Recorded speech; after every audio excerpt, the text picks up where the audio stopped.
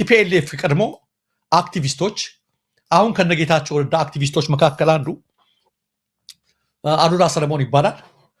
በተደጋጋሚ እንዲሁ ፕሮቮክ የሚያደርጉ ነገሮችን ሲያስተላልፍ አየዋለሁና ነገር ግን ትናንትና ከአቶ ልደቱ አያሌው ጋር ከምንቀርበው የሀሳብ ገበታ በተባለው ዩቲዩብ ቻናል ላይ የረጫቸውን መርዞች ስመለከት ዝም ማለት የለብኝም።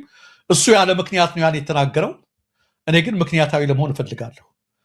ይሄ አሉላ ሰለሞን የተባለው የቲፒኤልኤፍ አክቲቪስት ገና ኢትዮሪካ ሊወጣ ዋዜማው ላይ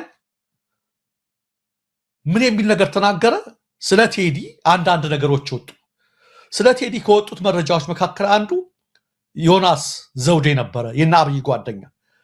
በብልጽግናና በነቴዲ መካከል ቂሙ እያገረሽ የመጣው በትግራዩ አንደኛው ማለት ነው። አንዱ ምክንያት በትግራዩ ጦርነት ጊዜ ናቀስቅስ ተብሎ ነበረ።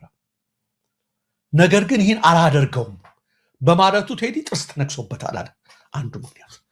ስለዚህ ምንድነው በዚህ ምክንያት በርካታ የትግራይ ልጆችም ለቴዲ ሪስፔክት ሰጡት፣ ቴዲን አመሰገኑት። ይህን ሚስጥር ሲሰሙ ማለት ነው ከውስጥ ይወጣ። ይህንን ቴዲን እንዳያመሰግኑት ተመልከቱ። እነጌታቸው ግን ቴዲ በትግራይ ክልል መመስገኑ በትግራይ ነዋሪዎች በትግራይ ወጣቶች መመስገኑ እንደ ግርስ አትፈጀው እና ዘ ኔክስት ዴይ በማህበራዊ ገጹ ላይ ወጣ። ቴዲ ያኔ ድሮ አብይ ሲመጣ ሁላችንም አብይን ስናመሰግነው የጻፈውን አንድ ጽሁፍ በማጋራት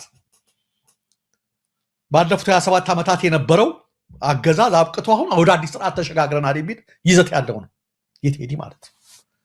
ቴዲ እኮ ይሄን የጻፈ ነው ከብልጽግና ጋር ትግራይን የሚጠላ ነው ብሎ እንደዛ ብሎ አሰራጭ። ልብ በይ መቲ፣ አድማጮቻችን ልብ በሉ።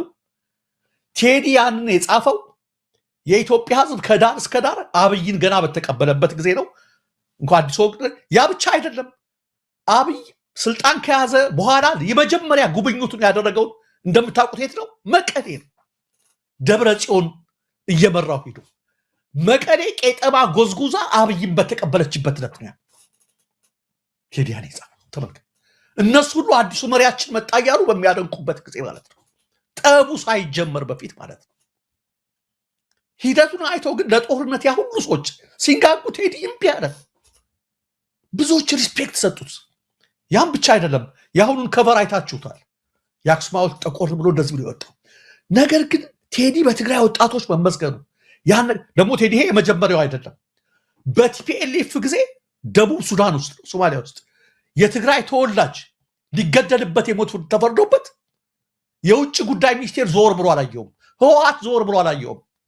ያኔ ቴዲ ነው 700 ሺህ ብር ያኔ ከአሁን 7 ሚሊዮን ብር በላይ ነበር ዋጋው። ያኔ 700 ሺህ ብር ከፍሎ ያስወጣው ያ ነው። የምንም ጥላቻ እንደሌለበት የሚያስብ። ይሄ ግን በጣም ኢቭል ስለሆነ ልጁ በዛ ሊበክራቸው ሞከረ። አንዳንዶች ማለት ዝም አልኩ እኔ መልስ አልሰጠሁም። በዛ ትናንትና ወጣና መልሶ በጣም የሚገርማችሁ ልብ በሉ። በትግራዩ ጦርነት ጊዜ የቴዲ አቋም ምንድነው? በፍጹም ጦርነት አልቀሰቅስም ነው ያለው። አላደርግም ወገኖች እርስ በርስ ሲባሉ እኔ አላደርግም ብሎ ቆመ። እሱ ግን ምን ያደርግ ነበር መሰላችሁ? ይሄ ህወሓትን ከፊት እየመራ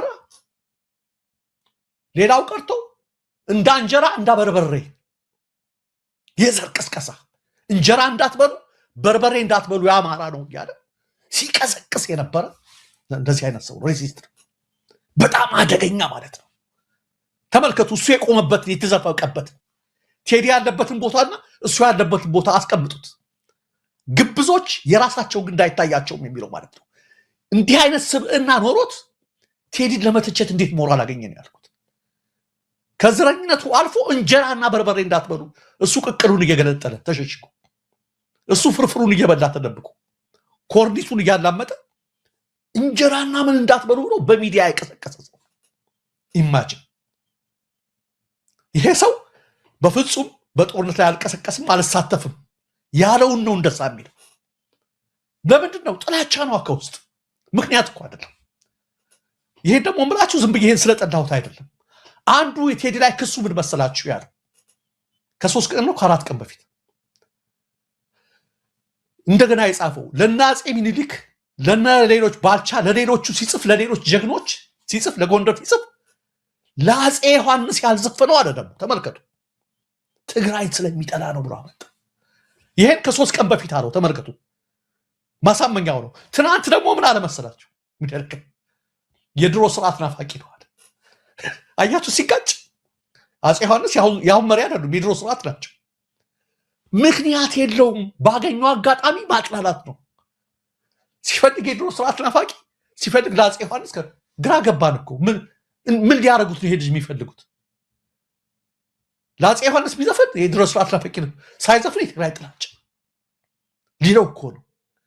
እንደዚህ አይነት እጅግ አደጋ። ሁሉ በላይ ግን በባለቤቱ ጭምር መጥቶ አይታችሁት ከሆነ ትልቅ መርዝ የላከው ለኤርትራ ስስ ልብ አለው አለ ቴዲ። ተመልከቱ አደገኛ ዘረኛ ሰው አጥንትና ደም ከመቁጠር አይመለስም። ለዚህ ነው ቴዲ በዳስጣን ላይ ወይ ዳንታ አታስቆጥረኝ ደም አጥንቴን እኔ ያውቀው የለም ወይ ማንነቴን ያለ ባለቤቱ እንደዚህ ስለሆነ ዘሯ ኢትዮጵያዊት ነች። ባለቤት እንግዲህ 7ኛ ወይ 8ኛ ዘር ቆጥሮ ሊሆን ይችላል።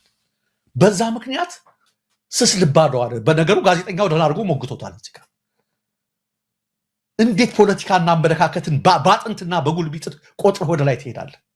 የሰውን አስተሳሰብ እንዴት በዚህ ትመዝናለህ? አይደለም እኮ ብሎ ተንተባተረ። ከሁሉ በላይ ግን እኔ ይሄ ልጅ የናቅኩት እውነት መነገር ስላለበት ነው። ህወሓት በድሎናል፣ ታግረነዋል። 27 ዓመት ሁሉ ሁላችንም ታግረነዋል። ምንም ጥያቄ የለውም። ነገር ግን በአሁኑ ሰዓት ላይ 100% እኔ ስታሊንን አከብረዋለሁ። ህወሓት መደገፍ ምናምን አይደለም። ሰውን የምመለከተው በማንነቱ ነው። የፈለከው ወዳጅ ክፉም ይሁን ደግ በደህናው ጊዜ ከፊቱ ነው ተሰልፈህ አብረው የተቸገረ ሲመስልህ አሳልፈህ ለጅብ ከሰጠኸው ካዲ ነህ ማለት ነው። በእውነት ነው ብላችሁ ህወሓትን ስለወደድኩት አይደለም። አሉላ ግን ህወሓትን ስለካደው በጣም ነው የተጠየፍኩት። ካዲ ነው፣ ቢትሬ ነው ያደረገው።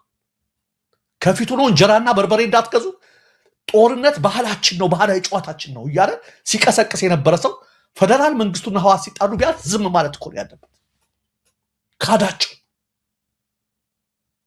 ካዳቸው። ለዚህ ነው እኔ አሁን የፈለገ መጥፎ አመለካከት ሊኖራቸው ይችላሉ፣ ቀድሞም አቋማቸውን ያዙና አሁን የያዙትን ከና አቋማቸው ከነ ልዩነታችን አከብራቸዋለሁ።